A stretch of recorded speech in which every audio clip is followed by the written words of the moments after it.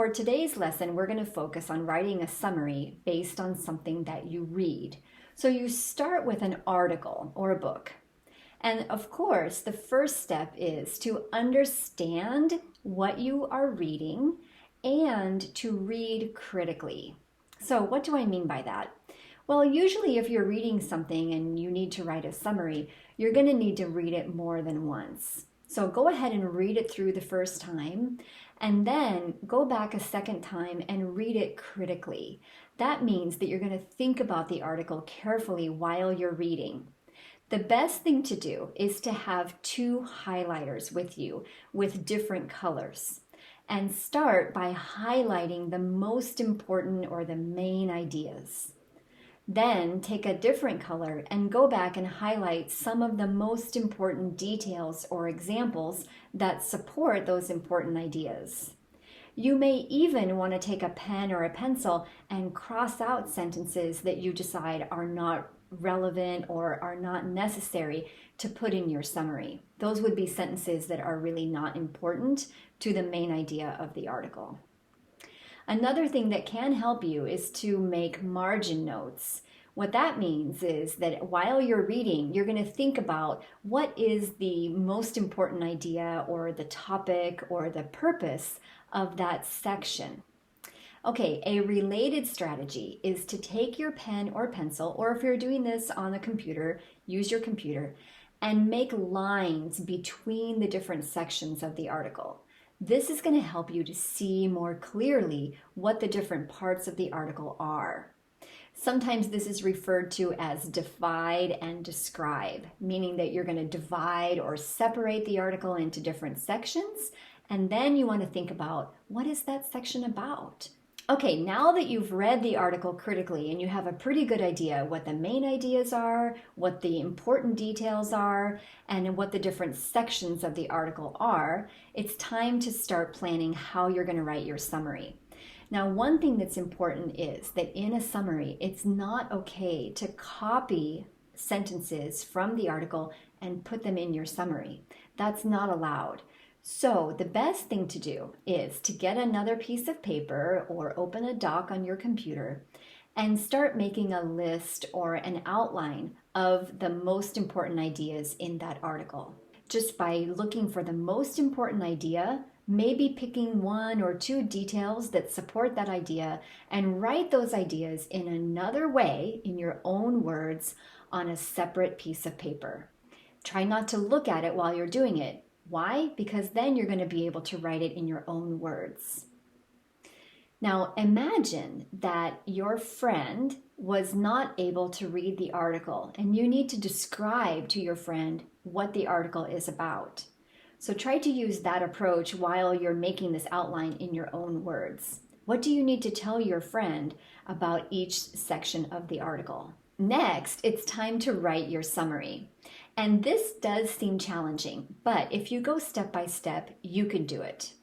First, you need to open the summary with a sentence that tells what the title of the work is, what the writer's name is, and what is the writer's point? What's the main idea? Why did the writer write this article? What does the writer want you to know? Sometimes we call this the claim. For example, we might say, in the article, Healthcare Today, the writer explains the most common problems in healthcare and several solutions.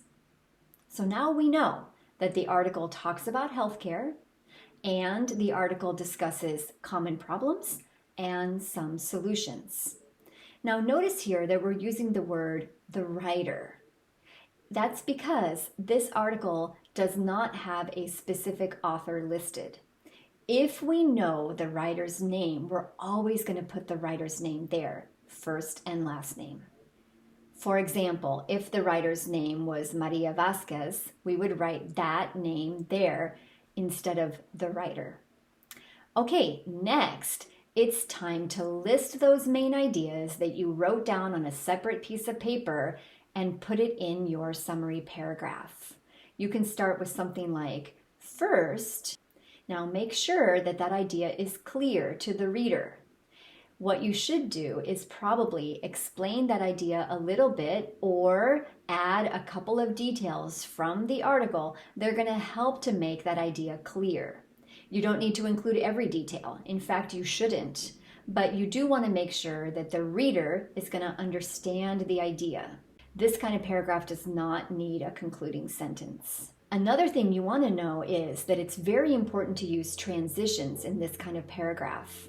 So you want to use things like first of all, next, after that, then, finally, because you're going to list those important ideas in the same order that they were in the original article. Before I show you an example step by step, I want to just go through the most important ideas again about a summary. Make sure that you understand the article well and that you divide it into sections so that you know what the different parts of the article are. Next, try to write those ideas in your own words before you write your summary paragraph. That's going to help you avoid copying. It's very important not to copy sentences from the original article. That's plagiarism. Next, you're going to start writing the summary with an introductory sentence that tells the article title or the book title, the writer's name, first and last name, and the main idea or claim. What does the writer want you to know in this article? Next, you're going to list those ideas in sentence paragraph form in the same order that they appeared in the original article. Make sure that each idea is clear enough to the reader without adding too much detail. The summary should not be too short, but the summary should also not be too long. Finally, remember that a summary never includes your opinion. So don't add any of your feelings. Don't say if you agree or disagree. Don't add any of your personal examples. Only report what you read in the article. And of course, the last step is to always check your work. Make sure you go back and read your summary again and check for errors in spelling, capital letters, grammar, and punctuation. Okay, now that we know the main ways about how to write a summary, let's look at an example and I'll show you step by step. Now that we know how to write a summary, it's time for us to practice with a real article. So today we're going to read a short essay that was written by Dr. Anthony Fauci. And if you don't know who Dr. Fauci is, you can see his picture here. And he has been basically the most important doctor in the United States for quite some time. And he's an infectious diseases specialist. So what we're going to do here is we're going to read the essay together one time, and then we're going to come back and look for the important ideas and figure out how to make them into a summary. So let's go ahead and read it together first. And note that you can see the article yourself by clicking the link to the PDF of the article in the description box below. Okay, a goal of service to humankind. I believe I have a personal responsibility to make a positive impact on society. I've tried to accomplish this goal by choosing a life of public service. I am a physician and a scientist confronting the challenge of infectious diseases. I consider my job a gift. It allows me to try and help alleviate the suffering of humankind. I have 3 guiding principles that anchor my life, and I think about them every day. First, I have an unquenchable thirst for knowledge. Knowledge goes hand in hand with truth, something I learned with a bit of tough love from my Jesuit education, first at Regis High School in New York City and then at Holy Cross College in Worcester, Massachusetts. I consider myself a perpetual student. You seek and learn every day, from an experiment in the lab, from reading a scientific journal, from taking care of a patient. Because of this, I rarely get bored. Okay, so let me stop for just a second and let me remind you that when we write summaries, we're looking for the most important ideas, right? Imagine that your friend is there and your friend didn't read the article. What does your friend need to know? So while we're reading this together, you're going to want to think about what information is just not important, and we'll kind of skip over that in the next step. Second, I believe in striving for excellence. I sweat the big stuff and the small stuff. I do not apologize for this. One of the byproducts of being a perfectionist and constantly trying to improve myself are sobering feelings of low-grade anxiety and a nagging sense of inadequacy. But this is not anxiety without a purpose. No, this anxiety helps keep me humble. It creates a healthy tension that serves as the catalyst that drives me to fulfill my limited potential.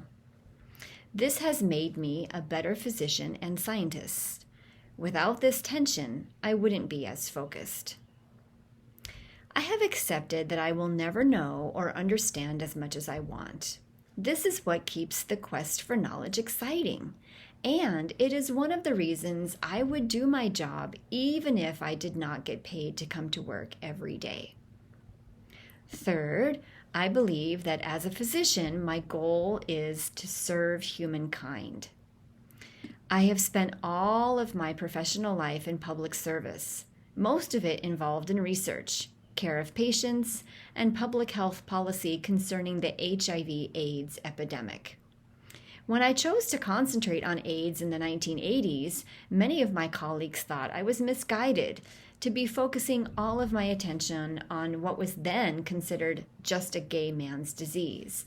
But I felt that this was my destiny and was perfectly matched to my training. I knew deep down that this was going to become a public health catastrophe. I am committed to confronting the enormity of this global public health catastrophe and its potential for even greater devastation. Failure to contain it cannot be an option. I believe that to be even marginally successful in working to contain this terrible disease, I must be guided by these principles.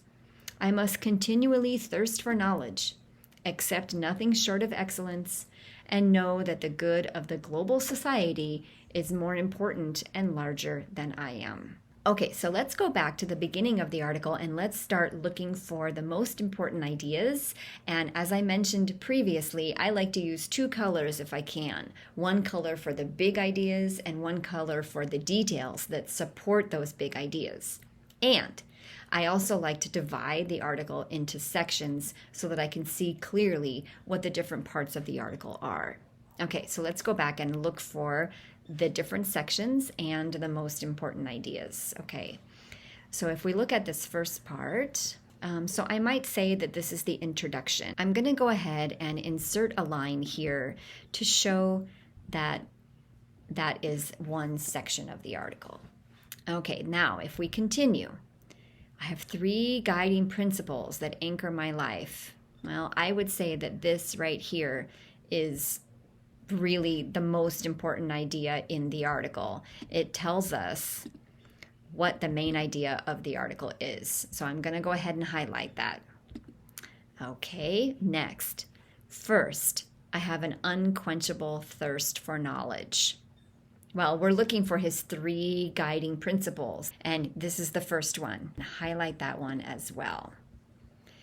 And then we will continue. Knowledge goes hand in hand with truth. Okay, that might be an important idea that supports this idea. Let's look at the next part. What do you think about this part? Important or not important? If you said not important, you're right. I think we can skip that. I consider myself a perpetual student. Okay, that's nice. Let's go ahead and highlight that. Now, are we going to highlight it in the same color or in a different color? I'm going to use a different color because this idea is a detail that supports this bigger idea. You seek and learn every day from an experiment in the lab. These look like details, right? So I think we can skip that. And because of this, I rarely get bored. Maybe we want to highlight that. And I'm going to go ahead and highlight this too. I think this is the reason that he has an unquenchable thirst for knowledge. Why is knowledge so important? Because it's connected to the truth. Second, I believe in striving for excellence. Okay, this is the second guiding principle that he has. I sweat the big stuff and the small stuff. I do not apologize for this. One of the byproducts of being a perfectionist and constantly trying to improve myself are sobering feelings of low-grade anxiety and a nagging sense of inadequacy. Well, what he's trying to say here is that because he always wants to be perfect, he always feels a little bit anxious and inadequate, that he's not doing enough. But this is not anxiety without a purpose. This anxiety keeps me humble. It creates a healthy tension that serves as the catalyst that drives me to fulfill my limited potential. Okay, a little bit difficult here to find the main idea, but I think we can see which ideas are not important, right? So we might say here that he is a perfectionist and constantly trying to improve himself. Remember, think about it. If your friend didn't read the article, what would you want to tell your friend? Well, you might want to say that his second principle is that he strives for excellence. What does that mean? That he's a perfectionist. He's always trying to improve himself, right? And he says here, this has made me a better physician and scientist. So I think we could say that that's also an important detail. Okay, let's go to the next idea. I have accepted that I will never know or understand as much as I want, and this is what keeps the quest for knowledge exciting. Maybe we could say that this is another interesting idea that supports this bigger idea, that he's always striving for excellence. All right, let's go to the next one. Third, I believe that as a physician, my goal is to serve humankind. All right, so this is a yellow idea. Let's look for the details that support that. I have spent all my professional life in public service, most of it involved in research, care of patients, and public health policy concerning the AIDS epidemic. So let's go ahead and highlight this. This looks like a detail that supports that bigger idea. And then he says that in the 1980s, he chose to concentrate on AIDS. And what is important about that? I think that it's important, this part right here, that he is committed to confronting this challenge. Okay. So then, what about this last part? It looks like this last part is his conclusion. Okay. So in this conclusion, what happens is that he's basically linking it to this last idea, that in order for him to do his work as a physician who is fighting against AIDS, he has to have those three principles, okay? So let's go ahead and highlight this, and I'm going to choose yellow for this one because this is sort of a repeat of the main idea, okay? And then if we notice here, what's happening here? What's happening here is that he's repeating those three principles: thirst for knowledge, accepting nothing short of excellence, and the good of the global society is more important and larger than he is. And we might use this to help us write it in our own words. Okay, next we have to go back and insert those breaks. The next part is going to be right here between the first and the second idea. Okay, now let's make another separation before the third idea. And then how about here? Well, this is the conclusion, so we can say that that's also different. So what I usually try to do is I usually look at my article and I look at the different sections and I try to include something from each section in my summary. Let's go to the next step, which is taking these important ideas and making them into a summary. And there are basically two ways that we can do that. The first way is that we make an outline of these important ideas on a separate sheet of paper or a separate document. I'm just going to show you really quickly how to do that. The second way that we can write a summary is just to look at these ideas that we have highlighted and write the summary. Skip the outline step.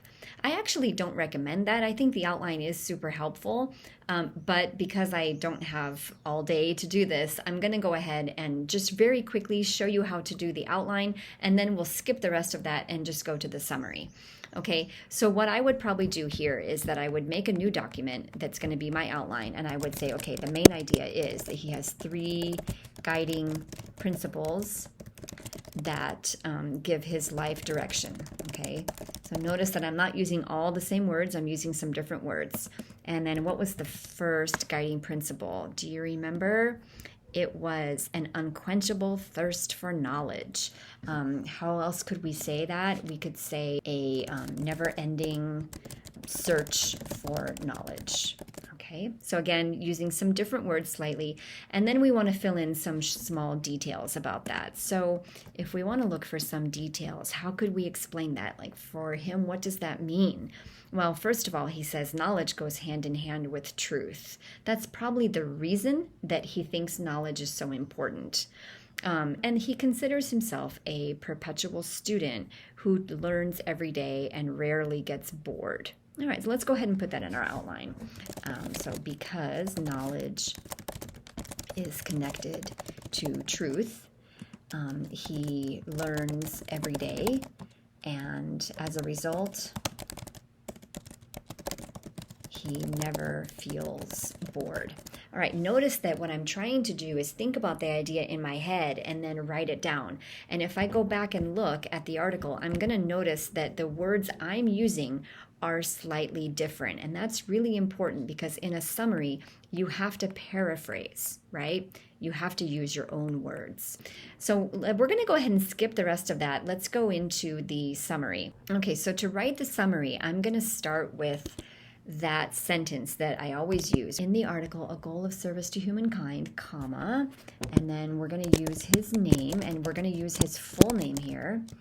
And then what does he do? Does he discuss? Does he explain? Does he describe? Well, I think he discusses the most important principles that guide his life.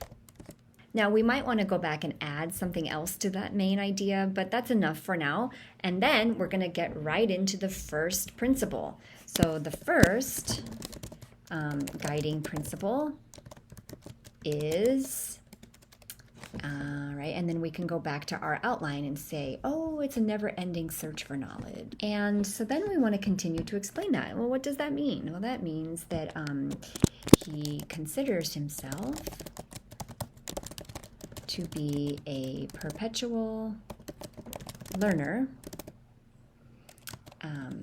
and as a result, he never feels bored. Okay, and let's go back to the article and see if there's anything else that we want to add from that first idea. I don't think so. Looks like we're done with that one. So now we're going to go to the second idea. He believes in striving for excellence. Okay. The second principle is striving for excellence. Let's see if we can use a different word than striving so we don't repeat the same words. Aiming for, maybe. Okay. And then what do we want to say about that? Let's go back and see. How can we explain that so that it's clear to the reader? Well, we highlighted this idea of being a perfectionist and constantly trying to improve himself, and that makes him a better physician and scientist. Okay, let's go back and see what else we want to add here. I'm not sure if this is really necessary. We want to include enough detail that it's clear to the reader, but we don't need too much. And for a summary, I'm not sure that we need to include this idea. All right, let's go to the next one. I believe that as a physician, my goal is to serve humankind. All right, let's go back and add that. And let's go back and see what we want to say about that. Well, he has spent all his professional life in public service, and that started when he concentrated on AIDS in the 1980s. Okay. And he is committed to confronting this global health catastrophe.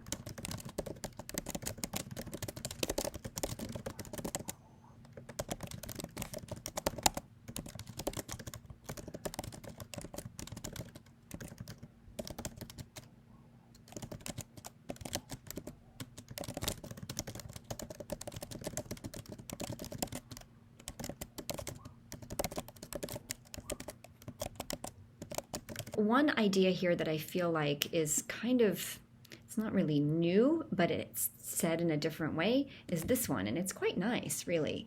So maybe we could add that at the end of our summary.